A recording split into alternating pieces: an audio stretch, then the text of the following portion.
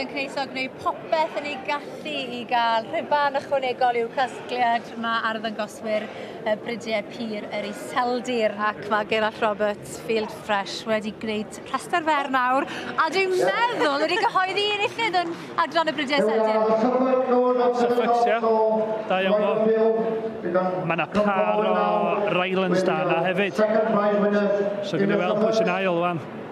A da ni, dan yr eglwys, so Powys wedi ennill y Pencampwriaeth. Geraint yn arddangoswr brwd sydd wedi bod wrthi ers blynyddoedd maith, fe a'r teulu. Ffantastig. So maen nhw'n felly nawr, maen nhw'n tynnu nawr yn aidd yn ail iddo fe I drio am y gil wobr. Yn rhywun I ddilyn trwyddo? Mae yna par o Suffolks da yn ail hefyd oes. Dyna'r drefn yn dyfe, tynnu'r ail i'r enillwyr ymlaen nawr I fod yn y ras. A mae'n anodd I Bridiau cynhennig Iseldir cystadlu efo'r Suffolk. Mae Suffolk yn byw ac yn bod am flynyddoedd o. A mae'n parhau bod yn bryd da iawn diwydiant ni. Un o'n Bridiau cynhenid hynaf ni. Ie. Gwy checio ac yn checio, yn dwi. Sorry glei. A mae Rylands yn cewt yn dyn nhw. Mae Rylands par da. Drach ar un ar glân yn hofan. A maen nhw cyd-fynd eto dyn nhw. Siap ffantastig I Rylands, does? Ryland oedd o Ann Davies dan y garth Powys. Teulu'r Pew wedi cael ei tynnu mlaen gyda'r Suffolk a wedyn Daniel Jarman gyda'r Dorset Hôn. A Daniel wedi ennill y gystadleuaeth yma nifer o weithiau yn y gorffennol. Chwarae teg.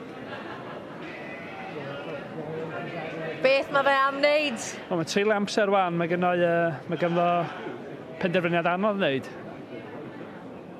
Siw bod y beiniad I hun yn teimlo mor nerfus yn y sefyllfa yma. Mae o. Diolch yn deud, o mae o. Nôl i'r Suffolks. Efe, chi'n meddwl? Mae'n cadw ni ar flaen trad drwy hyn. Mae wedi bod eitha cyflym tan nawr, yn dwi? Mae'n dangos safon yn dosbarth Suffolks ddoe. Bod y Pencampwriaeth ar ail. Daniel Jarman! Da iawn Daniel Jarman. Ie, glei. Wel, da ni, gil wobr I Daniel Jarman. Enillodd e'r adran yma nôl yn 2023.